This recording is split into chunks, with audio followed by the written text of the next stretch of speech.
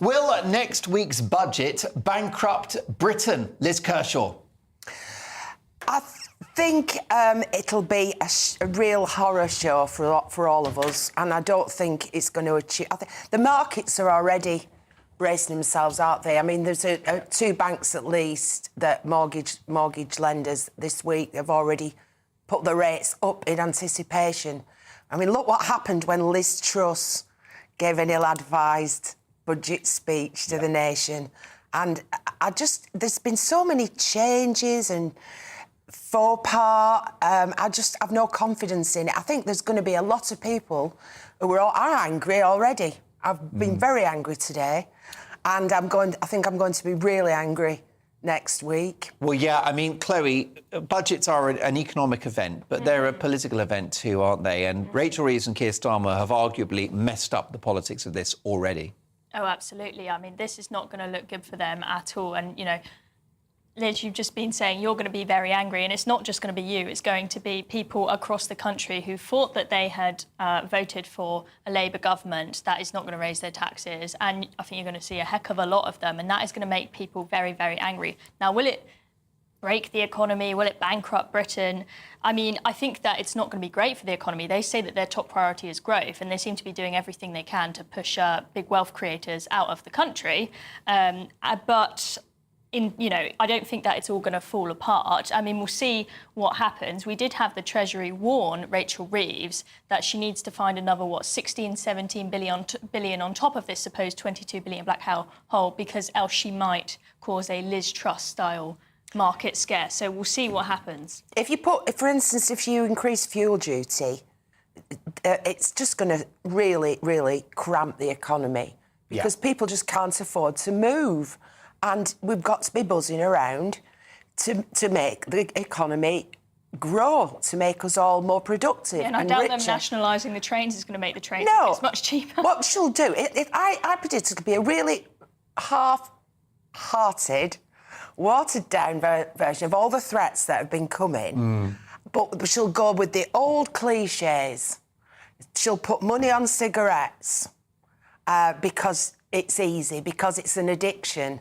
You know, it's not price elastic, as they taught me in economics. Yeah. You can hike the price and people will still have to pay and pay. We pay twice the price of 3 times of other countries in Europe. But anyway, I'm not defending us more. I'm just saying she'll go for the cliches. Yes, and the low-hanging fruit. The low-hanging fruit. And you know which category of people in this country smoke the most? The working class. Whoever they are. Andy, listen, what are your thoughts about next week's budget? It probably won't bankrupt Britain, but could it break this Labour government? No, I don't think it'll either bankrupt Britain or break the Labour government. I think, Liz, you were talking about the markets. I mean, there's been a regime change after 14 years. Of course, the first couple of budgets, the markets are going to be a bit, they are going to be bracing for hang on, it's a new regime. They really had a panic attack on the last Conservative budget. Oh, well, absolutely. It doesn't matter what party's in power. It's the markets rule the global economy. But, if you look at Osborne's first budget, Osborne's first 3 budgets, the markets had a bit of a mare. Blair Brown's first budget, when he was Chancellor back in 97 and 98, the first 2 budgets that he did, the markets had a mare. Like, this is just a regime change after a significant, after a significant period of time, like 14 years. Like, that's a long time to bring in new fundamental economic principles. Of course, the market's going to be like a bit...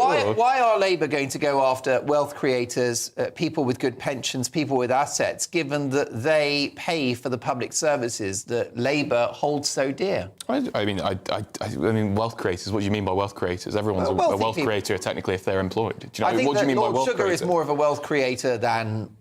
someone that... And you think Alan Sugar's going to leave the country? Works as a security guard in an office block. But do you think Alan Sugar's going to leave the country? No, well, I think that rich people are mobile. Record 10,000 millionaires are anticipated to leave the UK this year alone. If they don't want to pay their fair share of tax, then, they can go. Fine, well, then they leave, and then who fills the gap?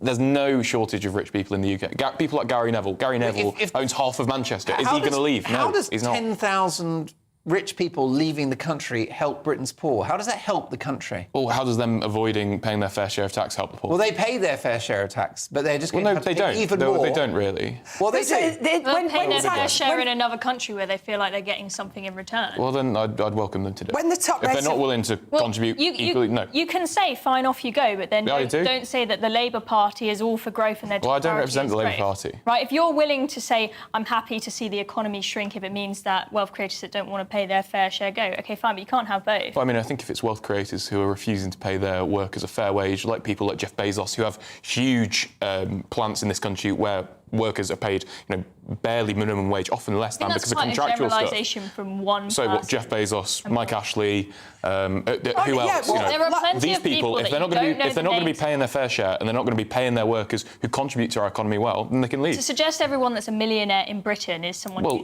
just do you mean millionaire or wealth creator? Millionaire or wealth creator? What's a wealth creator? If we go back to this definition of problem. Can I just be a bit rock and roll for a minute? I'll tell you, wealth creators are that will leave. Back in the 60s and 70s, when the top rate of tax was 98%, where did all our pop stars go? That's right. South of France. Mick Jagger, all the rest. The Rolling Stones. I'll tell you one extreme example, so determined. It's a bit of a side issue, but it's funny. Led Zeppelin had 10 #1 albums in 10 years, both sides of the Atlantic. They spent all the time on private jets back and forth.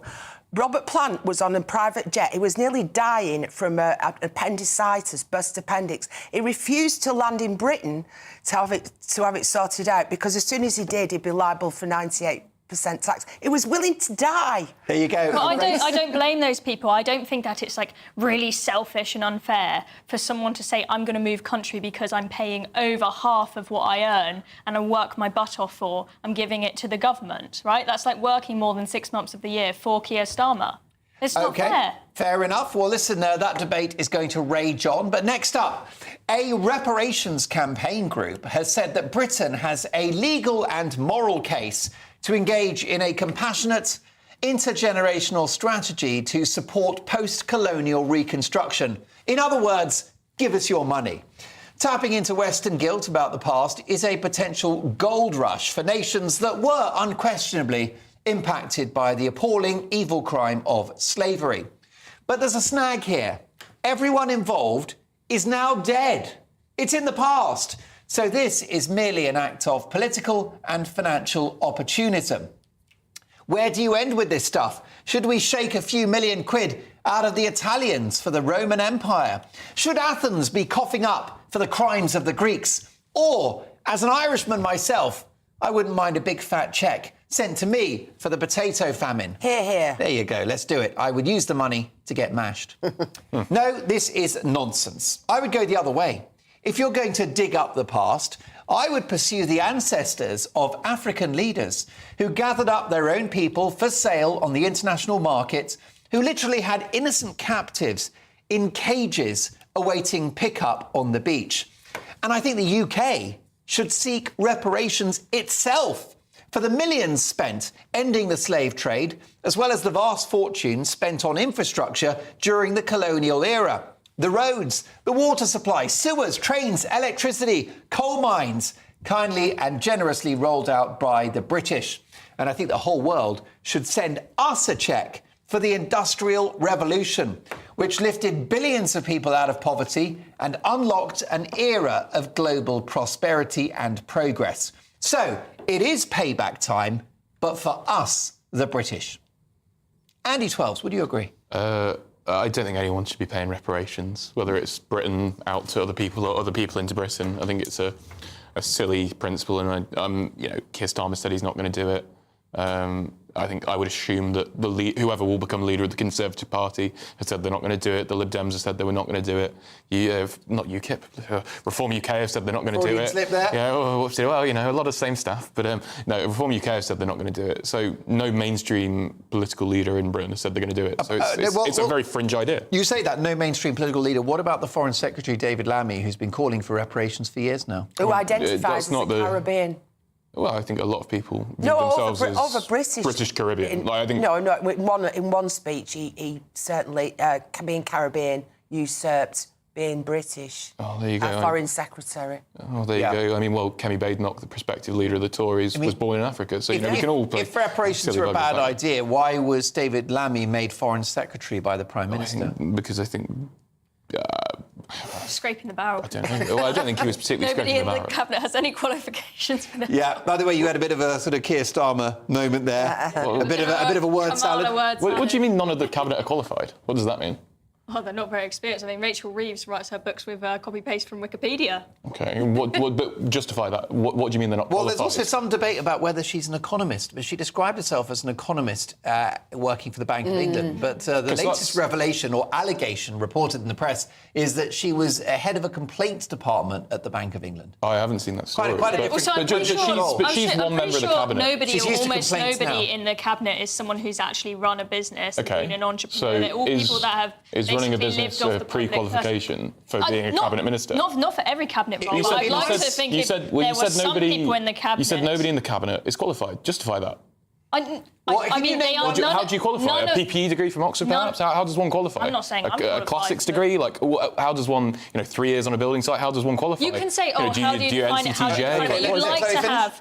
I'm not going to sit here and give you, a bullet point list of exactly this many years in this industry and whatnot. But I can't remember exactly what was on the list when it was put up when the new cabinet was brought in of exactly what qualifications each of them had for their jobs. But it was pretty empty, it's fair to say. Right, OK, so you're basing it off something you probably saw on Twitter. Briefly, Andy, do you not think it would be nice if at least one member of the cabinet had successfully set up a business, had an entrepreneurial background, given that this is the government for growth? Well, I mean, one member of the cabinet has. The Minister for Prisons, Lord Timpson. I would say Timpson's extremely successful. Is he in the cabinet? He is. He attends cabinet as Prisons Minister, yeah. Yeah, I mean, he's not... I would say he's very... He's not a Labour MP or anything like that. Well, he's a Labour minister. He's a member of the cabinet. Yeah, but I think... He's the Minister for Prisons. That's a sort of technicality. Is there an elected Labour MP that's in the cabinet? Well, that's not what you said. Background? Well, that's not what you said. You said a member of the cabinet, so... You're indulging in a loophole there, but listen, you're entitled to do that. Angela Rayner bought her own council house and then sold it on. That's true. That's she's let's be honest, that's right. She's a property magnate, isn't she? Angela, God bless her. Can I just say that what's behind all this reparations thing is Barbados most recently wanted to do it, got rid of the Queen as the head of state, and why is that? Because they've had billions of pounds off China, as have so many African countries and so many Caribbean countries, and China is colonising the world by lending them money to build infrastructure, roads, dams, schools, new factories, and then a lot of them can't afford then to pay back. Correct. And China then owns and manipulates them. The countries now who are asking for reparation, I think it's one way of China splitting the West asunder. I think that's another very, very valid theory, I've got to say.